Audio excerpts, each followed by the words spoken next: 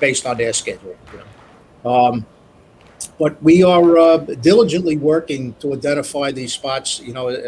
I think a lot of the issues have to be we have a dual combined sewer system, and capacity is everything. Is that if the water every time we have a major flooding event, a lot of it is based on high tide. We've had Hurricane Sandy, we had high tide, full moon, and if the outflows are blocked, there has to be some type of a pump or pressure that pushes that water out. I know one of the things that was done to deal with issues in some of the downtown areas and also in the Bayshore area, Country Village, was to install those pumps. And I know the MUA is working on adding that type of capability to other locations in the city.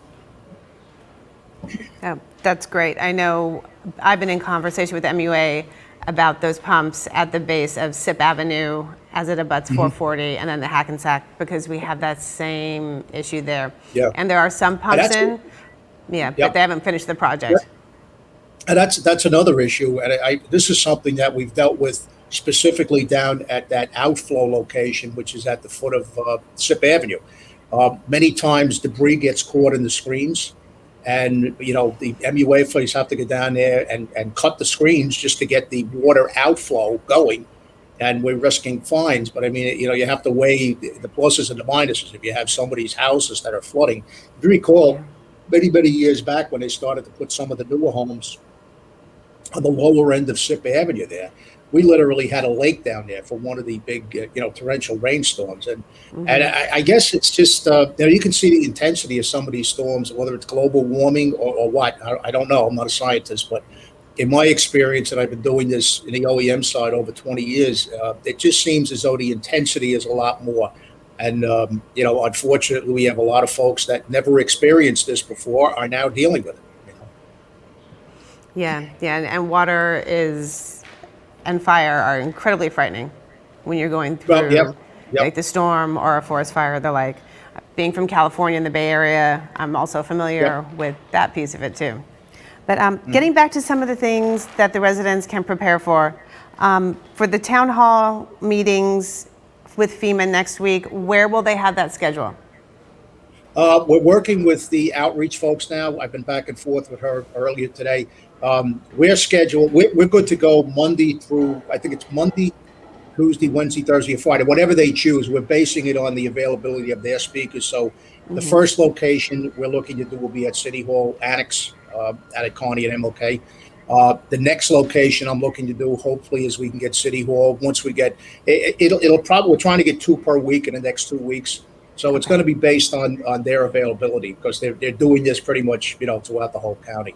Another thing that I went on record today with the county OEM, how things work is we push a request, anything involving any of the FEMA funding or issues, we push that to a county OEM, who in turn pushes it to the state.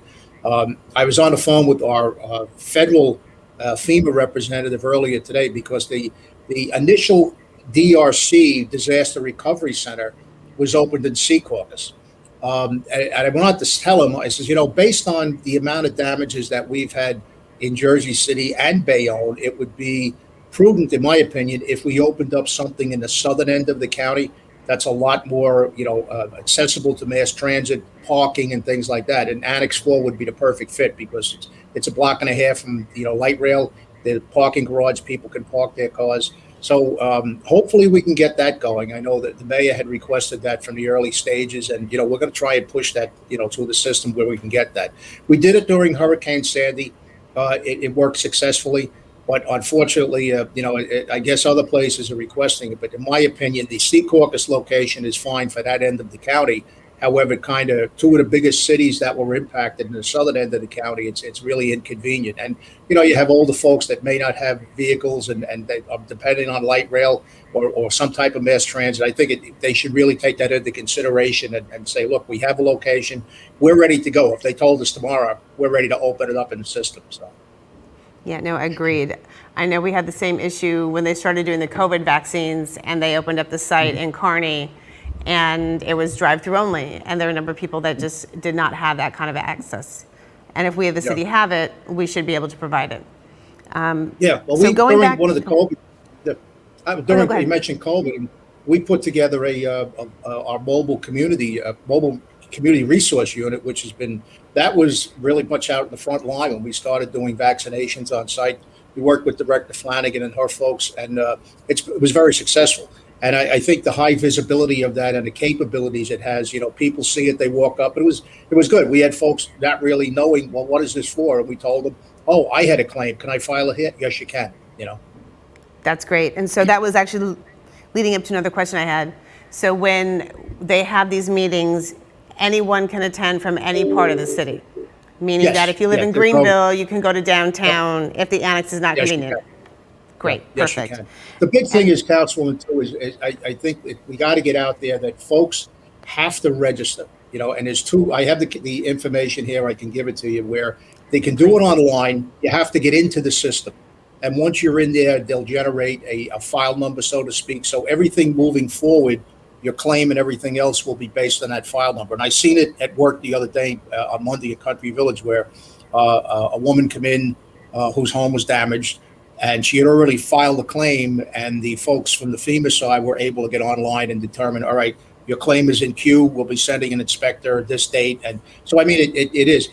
The unfortunate thing about FEMA is that a lot of people are under the misconception is that they show up in town, you provide them with documentation, and they'll give you a check, which isn't the case. I mean, there is a process. Another issue that we found out during Hurricane Sandy, anything that's over and above, which I believe it's $34,000, people are eligible for low interest loans. However, it's through the Small Business Administration. And many people see that and they're like, well, I don't have a business. I don't need this. And that was a gap that we had during Hurricane Sandy that we identified because we had folks 2 and 3 weeks into the claim process and they weren't receiving any notification. So, we did a site visit with the folks at the DRC, and they showed us a folder with maybe 300 or 400 applications in there that were never completed. So that kind of, it's confusing, but unfortunately, that's not our system, that's the federal system. But when you get the packet, you'll see if that's online there, you fill that out, and God forbid, hopefully you never have to use it. Hopefully you don't have that type of damages, but it's a whole process that, the feds have. Okay, and then so to register, what is the website, and then what is the phone number? Yeah, it's the fastest way to apply is disaster, capital DISASTER, assistance, capital ASSISTANCE, disasterassistance.gov. Great. And then if you want to call, the phone number is 1-800-621-3362. Okay, great. And we'll be sure to share this website and phone number in the comments section and then through our social media streams. Mm-hmm. And then if you are a renter, can you avail yourselves of the same services? Well, there's another problem that we've noticed, and we encountered this a lot in Hurricane Sandy. The owner of the property, obviously, and there again, we don't write the rules. We just have to, work with them. I'll give you, for instance, a friend of mine had a home in Country Village on Suburbia Drive. They were a tenant. They had their own washer and dryer in the basement of their home that they rented, or the apartment, and the owner had the same thing. The owner had applied for damages done to his appliances, hot water heater, and everything else, and was covered. The tenant, however, had the same damages, not the hot water heater, but the washer and dryer was not. It makes no sense. We try to lobby on their behalf, but dealing sometime with the federal bureaucracy is crazy. But these are the rules and regulations. Even with the tenant's insurance, if you have that, and many renters we know don't have it. I would still recommend filing a claim. The old saying, you got to be in it to win it, and then have them deny you if that's the case. And then there is an appeal process. So I know some folks were denied initially and did appeal it and were able to get something. But even in that side, it covers pretty much personal belongings. So, if you live in a lower level apartment and your furniture and things like that are damaged and you don't have flood insurance, I would recommend filing the claim anyway. Because you have to be in the system to get any type of compensation. Great, understood. And then for people who speak other languages, English is not their first language, do they have bilingual interpreters They on do. site? One of the Great. questions I explained to them, I said, we have, several dozen dialects spoken in Jersey City. I said, we're probably the most ethnically diverse city in the country, and they do have capabilities. That when that my understanding is when you call that number, if there's an issue, you'll be prompted where you can, if you speak Spanish, you'll be able to go press one. If you speak Urdu, press just two, things like that. But they claim to have all of this capabilities. If we see, like, one of the things we notice is we have a very large Hispanic population in the Heights area, downtown area. So when we schedule that meeting, I'm probably going to do that with a number 7 school. I'm just waiting for the approval on that one up here on Laidlaw Avenue. We'll have, Spanish speaking. If we have other, languages that are required, we'll see if they can assist with that. Okay, great. Well, I know for the one that's going to be closer to Ward B, if we could have Spanish and Arabic, that would be fantastic. Okay, great. And that's, we're trying to schedule that one down in the Gallo Center, I believe. Perfect, perfect. So we are live, so I'm going to take a quick check to see if we have any questions. Nope? Okay, great. Well, then why don't we go ahead and take a quick break?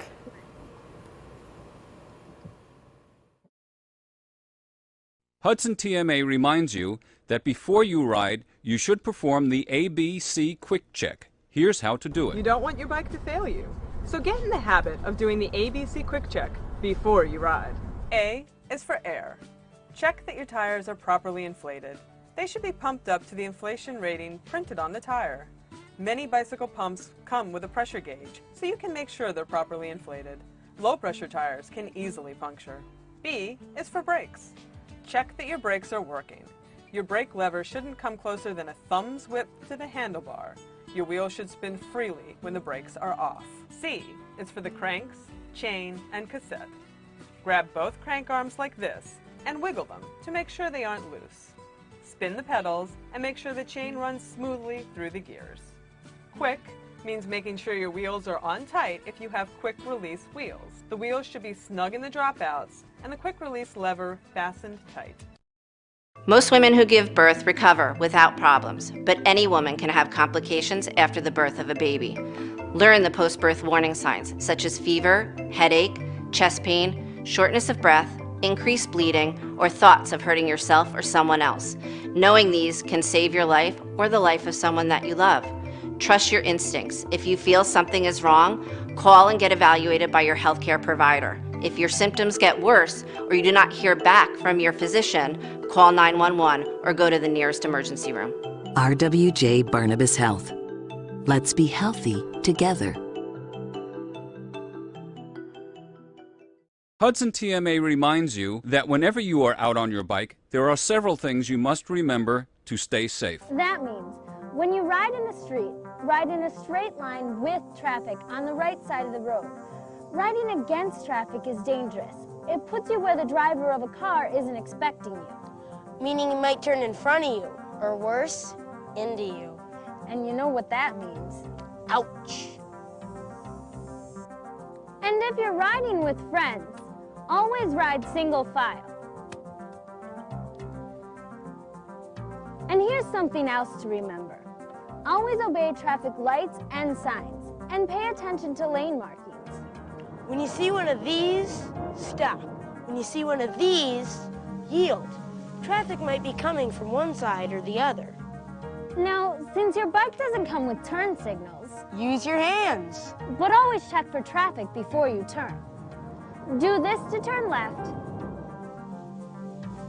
this to turn right. Also, some states allow you to do this to turn right, and do this to stop. Voting by mail has never been easier. Just follow these steps to ensure your vote will be counted. Open your envelope. You will find your certificate, return envelope, and official ballot. When casting your ballot, use only a pencil, black, or blue ink, not red. Completely fill in the oval to the right of each selection. When writing in, do not repeat a name printed on the ballot. If torn or damaged, your vote will not be counted. Fold your ballot and place it in the pocket of the certificate before sealing it with the adhesive strip. Do not detach the strip and paper from the certificate. Fill out the required information on the certificate and don't forget to sign. If you are not mailing or delivering your ballot in person, make sure both you and the bearer of the ballot sign your name and address on the certificate and return envelope. After that, just place it in the mailbox and your vote will be counted. For more information, you can visit our website at www.hudsoncountyclerk.org or www.hudsoncountyNJ.org. Welcome back, everyone. This is Mira Prinz-Arey, Councilwoman for Ward B, with the monthly meeting update. And again, we have Greg Kearse, who is our Director of the Office of Emergency Management and Homeland Security. So Greg, thanks again for being with us. So previously you had talked about how hurricane season goes into about mid-November. Can you talk a little bit about how DPW is working with the MUA and to prepare for storms as you guys learn about them? Well, fortunately, we have a pretty comprehensive plan. We have the city's emergency operations plan, which is based on all hazard mitigation type events. And one of the things that we look at, we've identified roughly 25 locations throughout the city, intersections, roadways of that nature, that we experience flooding. If you get 2 to 3 inches of rain in a very short period of time, you're going to have flooding. And as I said before, unfortunately, many of these events occur during high tide, which blocks, when you have high tide, it blocks the outflows, which, the pressure has to be able to push the water out. But what we do is we get notification from one of our several weather services. We push out information to all of the key players to ensure that catch basins are cleared, and we have barricades in place that would be able to shut the roadways down. Unfortunately, many times, and I go back to Ida was the perfect example. I had 2 members of my staff, Tim Lawrence and Marty Valenti, out in the height of the storm. And we literally had over 175 cars that attempted to, go into closed roadways, gone around barricades and things like that, that we had to, rescue people out of the cars. And of course, then the next day tow the cars because they're in the middle of the roadways. Right now, I know Joe Cunha, the MUA director, and I had spoken right after this last event. And I know they are undertaking a huge initiative where identifying problem locations and then trying to come up with remediation. The unfortunate part about this, Mira, is tremendously expensive. So I know the mayor's plan is to, with some of the second round of the rescue and federal money coming in, to spend the majority of that money towards infrastructure improvements. We're an old city, fortunately, a thriving city, but sewers have been in the ground for 100 and some odd years. We had an issue down on Richard Street, which is still ongoing. There was I believe, a 30-inch sewer main brick that collapsed as a result of the first rainstorm prior to Ida. And after that occurred, we had the second storm come in, which was Ida. And in the process of repairing that, a lot of the repairs, they were damaged again. So I was working with Councilwoman Ridley through that. And it was a nightmare. I mean, it really was. So what they're doing is that, many folks get upset when the traffic is congested and things like that. But you can see it literally, they have to get in, close streets down, pull the old sewers out, put the replacement sewers in. It's very, very, very cost prohibitive, but it has to be done, and that's one of the things we're looking at. There again, on the DPW side, they've done a phenomenal job down there. We had dispatched literally 100 plus dumpsters throughout areas of the city so people could deposit, their damaged furniture and goods like that. And they did an excellent job. The DPW crew. I've been involved out there for a little over a year now. It's a very good, hard-working bunch of folks. And anytime we have an issue like this, they step up to the plate. But I think the big thing is moving forward is just trying to identify these locations, and then of course getting the funding is the key. If it literally costs hundreds and hundreds of thousands of dollars, if not millions, to replace 2 or 3 blocks of sewage. So this is what what we're dealing with now. But I know Joe Cunha and his folks down there, they're on top of it. They're pushing it through. And then in the top of everything else, we had the issue where one of the culverts up in I think it was Greenbook, at one of our spots where that resulted into the boil water. We had damages outside of Jersey City, which there again impacted our residents. So we had to deal with that for like 48 hours also. Yeah, well, I know in my dealings with DPW and MUA, you guys do a great job, always incredibly responsive, and I know that the residents were incredibly grateful for the dumpsters. I know that helped a lot. Yeah. There was a little bit of confusion in the beginning with how they moved around, but once we got the rhythm of it, it was really, really good. And I really do want to thank you and all of the staff at DPW. You guys worked tirelessly for probably 4 or 5 days as we were, cleaning out, getting residents the assistance that they needed, and even just assessing the damage. So I would also say that it's great to have, a veteran leadership like you with the Office of Emergency Management, understanding what we had to go through with Sandy, and then now how that was able to help us get through Ida. So I just personally want to say thank you. That kind of consistent leadership is incredibly important. So one other thing while I've got you, as it relates to DPW, is over the next couple of weeks, as people continue to clean out, right? They're still doing their basements and pushing that in from trash out. There had been conversation about our trash company regional picking up additional trash if people put it out, or if they're doing like a one-day clean out, can they call sanitation and have a packer come and pick up? Yeah, I know Director Lamparelli, Frank has had this conversation with them where once we saw, a lot of the volume start to decrease, we pull some of the dumpsters because it creates a number of issues, parking issues and traffic issues and things like that. So then unfortunately, some of the locations that we had put the dumpsters out, we had some contractors coming in from out of the city dropping their construction debris. So we had to address that also. Never use a good crisis to get your own advantage. So I know Frank has been, as we get the calls, either from the council people or through the click fix or residents response, we have packers out there during the daytime, and if it is there, they'll be happy to pick it up. We're still dealing with, obviously, they brought it up where we get complaints, regarding the trash pickup, and I can guarantee you we are on top of it. And speaking to the leadership at regional, one of their issues is, and I think it's kind of systemic throughout the country, is getting people and retaining them. But my response to them is, you have the contract, you have to provide the service. So whatever you have to do to make it happen, you have to do it. Yeah. No, absolutely, absolutely. Well, again, I want to thank you for your time and for the work that you do.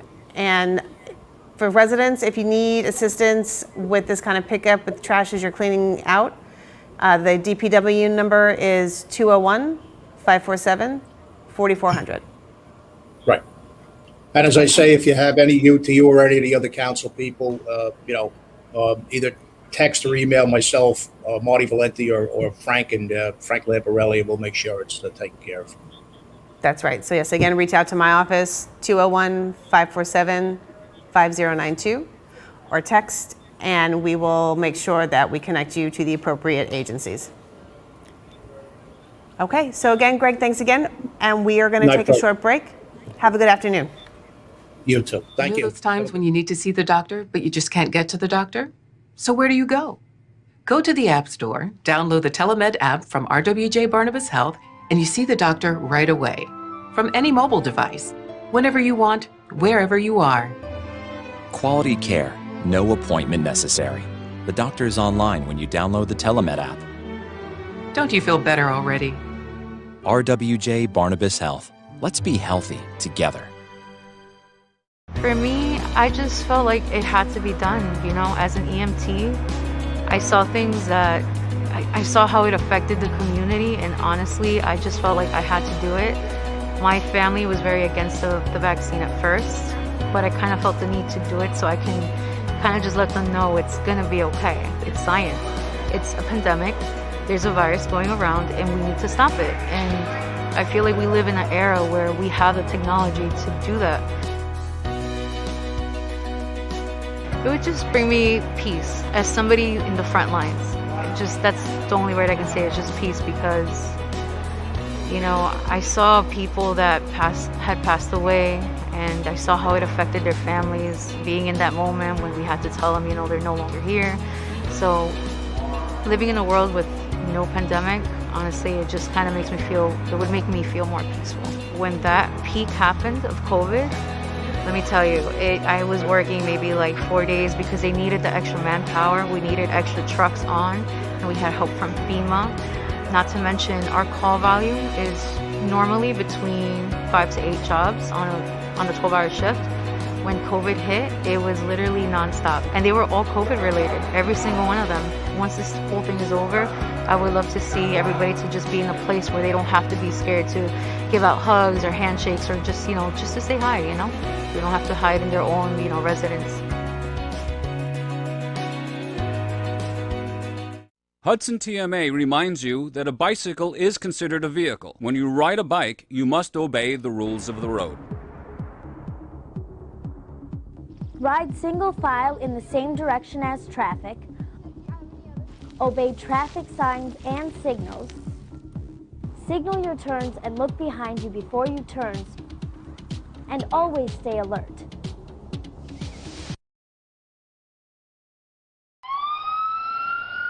The Jersey City Medical Center. You know it for its award-winning, life-saving ambulance service. It's also your health hub, with health and wellness locations staffed with certified professionals all through Hudson County. The Jersey City Medical Center, here to help you with your healthy, here when you need us the most. The Jersey City Medical Center. Visit us on the net to learn more. Jersey City Medical Center, Robert Wood Johnson, Barnabas Health Facility. Let's be healthy together. Hudson TMA reminds you that a helmet can only protect your head if you wear it. Take a tip from Elizabeth and Xander. So just think of your helmet as part of your gear. You don't see a soccer player without shin guards. You don't see a basketball player without shoes. You don't ride your bike without your helmet. It's part of the gear. Let's take a look at proper helmet fit. The size of a helmet is very important. It should fit comfortably without rocking from side to side. The helmet should fit level on your head and low on the forehead, no more than 1 or 2 finger widths above the eyebrow. Adjust the lengths of the straps so that the buckle is centered under the chin. Side straps should be adjusted so that they form a V shape under and slightly in front of the ears. Lock the slider if possible. Buckle the chin strap and tighten it until snug. No more than 1 or 2 fingers should fit under the strap. Lastly, make sure the helmet is secure and doesn't rock back and forth. If a big yawn doesn't pull the helmet down on your head, tighten the chin strap. Hudson TMA reminds you that if you are going to ride your bike after dark, you must wear the proper attire. Can you see me? How about me? It's more difficult to ride at night, but if you have to, make sure you can be seen. Check this out. I'm wearing white, but it's not enough because I'm still difficult to see. No matter what time of day you ride, always wear bright clothing. But at night, you really need to wear reflective or retro-reflective gear. If you don't have any, buy some retro-reflective tape and put it on your shoes, your jacket, and your helmet. It helps reflect light back to the driver of a car. Make sure your bike has reflectors. And you need a headlight and a tail light. That's the best way to get noticed in the dark. And it's the law. Remember, the sooner a driver can see you and recognize you, the sooner they can react. Not everyone celebrates the birth of a baby. You have options. Don't panic. New Jersey has safe havens for unwanted infants. Leave the baby with staff at any hospital, ER, police or fire station, or rescue squad. Call the number on your screen for safe haven locations or go to www.njsafehaven.org. No shame, no blame, no names. Safe Haven.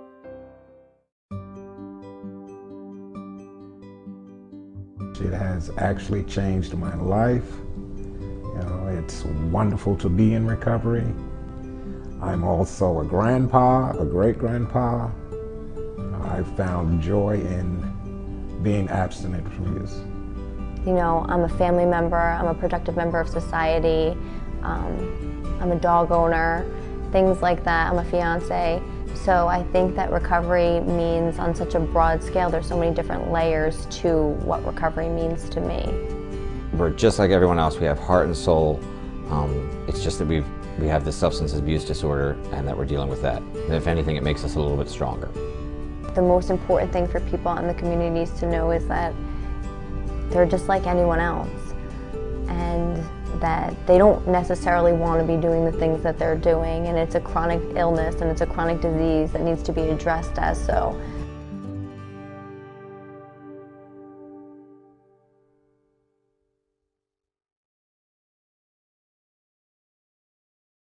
Hudson TMA reminds you that before you ride, you should perform the ABC Quick Check. Here's how to do it. You don't want your bike to fail you, so get in the habit of doing the ABC Quick Check before you ride. A is for air. Check that your tires are properly inflated. They should be pumped up to the inflation rating printed on the tire. Many bicycle pumps come with a pressure gauge, so you can make sure they're properly inflated. Low pressure tires can easily puncture. B is for brakes. Check that your brakes are working. Your brake lever shouldn't come closer than a thumb's width to the handlebar. Your wheels should spin freely when the brakes are off. C is for the cranks, chain, and cassette. Grab both crank arms like this and wiggle them to make sure they aren't loose. Spin the pedals and make sure the chain runs smoothly through the gears. Quick means making sure your wheels are on tight if you have quick release wheels. The wheels should be snug in the dropouts and the quick release lever fastened tight. Most women who give birth recover without problems, but any woman can have complications after the birth of a baby. Learn the post-birth warning signs such as fever, headache, chest pain, shortness of breath, increased bleeding, or thoughts of hurting yourself or someone else. Knowing these can save your life or the life of someone that you love. Trust your instincts. If you feel something is wrong, call and get evaluated by your healthcare provider. If your symptoms get worse or you do not hear back from your physician, call 911 or go to the nearest emergency room. RWJ Barnabas Health. Let's be healthy together.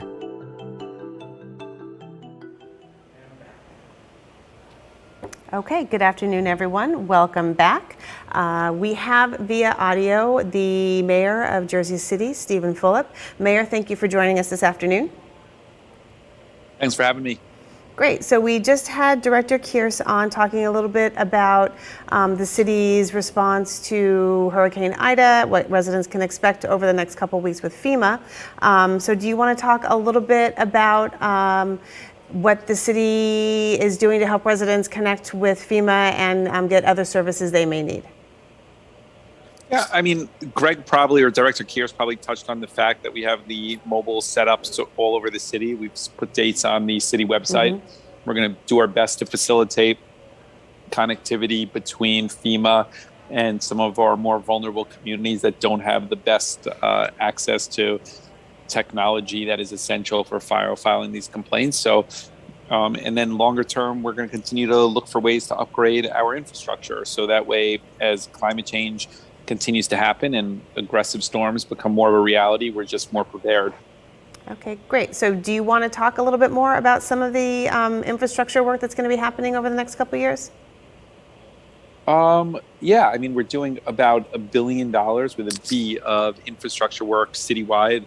That's new pump stations, that's wider and larger sewer systems, that's separating sewers, new catch basins. So it runs the gamut, it's citywide. And hopefully that will catch us up for, infrastructure that wasn't invested in for a long period of time. Okay, great. And then, so with regard to the city's response to Ida, how do you think that we did, and what do you think that are things that we can better prepare for since we do have hurricane season between now and, say, maybe mid-November? Yeah, I think that there were certainly gaps in Suez's performance on access to water. I think that that clearly needs to be improved upon, and I think the council's taking some aggressive stops on that. steps on that. I think that, from the city side, of course, none of us can control the weather, but we just need to continue to invest in the infrastructure, and the federal infrastructure bill will be hugely helpful for us to expedite some of these larger projects that impact places like Country Village and the West Side. That's great. I know that residents will certainly want to know more about that as that unfolds. So speaking of infrastructure, the city is embarking on a pretty aggressive paving schedule.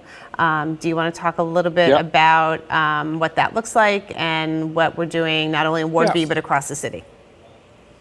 Yeah, we're doing about 20 miles of roads. A lot of it is driven by councilperson feedback, which is ultimately driven by the community. It's pretty equally divided across the city with regards to how much is getting paved in each ward. And, importantly, residents need to realize that we've also tried to be as transparent with this stuff as possible, where there's a tableau on the city website that you could see by year what we've paved. And you could actually select by ward, by geographic area, and you could actually get a visual on what our paving plans are for the past couple of years and the next couple of years. Okay, that's great. And since we are live streaming, I'm going to take a break very quickly to see if we have any questions that have come in. No, not yet. Okay, fantastic. So then for the rest of the FEMA recovery, I know Director Kears had talked about how residents can connect with the agency. He talked a little bit about some community meetings that are going to be held in the next couple of weeks in different city locations. Do you have anything else to add that might be helpful for residents to know? No, I think that pretty much covers it. I mean, just that the city is going to continue to be very, very engaged. I mean, we were the first ones that called out when Hudson wasn't included. We were very, very vocal as a city to make sure that Jersey City got its resources. We're happy that we were included. And at this point, it's just now going through the FEMA process and making sure that the most number of Jersey City applicants go through the process. Okay, that's great. And I know that Greg Kears had shared the information for the disaster assistance website and the 800 number. But if residents, say, for example, are not quite sure where to turn, they can call the Resident Response Center. And are there any other city agencies that you think might be helpful for them to connect with outside of DPW and OEM? No, I think that's about it, Mira. I think you hit the nail on the head there. Okay, great. Well, it looks like if there are still no questions, Director Kears was pretty comprehensive. We appreciate you taking time out to jump on as well. Is there anything else that you want to leave anybody with? No. Thanks for all you do for the West Side. Thank you. Take care. Have a good afternoon. Okay. So as we are getting ready to wrap up, a couple things. As we touched on, there is a pretty aggressive paving schedule. This is for city street paving, but also paving that was done previously when PSE&G or MUA has done some work on your roads. So I know recently we just finished Duncan Avenue, which was a major project. Work started there with PSE&G and MUA just over 2 years ago. So I want to thank the residents for being patient while they came through and upgraded the system to hopefully put everyone in a better place as it related to flooding. I know that PSE&G did not have any issues with their gas lines like they did during Sandy, so that was incredibly helpful. And some of the parts of the city where we had the larger sewer mains come in, that was also very helpful in mitigating some flooding. So that's very exciting. I know for the residents on Jewett Avenue, I also appreciate your patience. I got an update from our engineering department. They're still waiting for some trenches to settle. And once they do, they will be on your street to repave, and that is set for the end of October.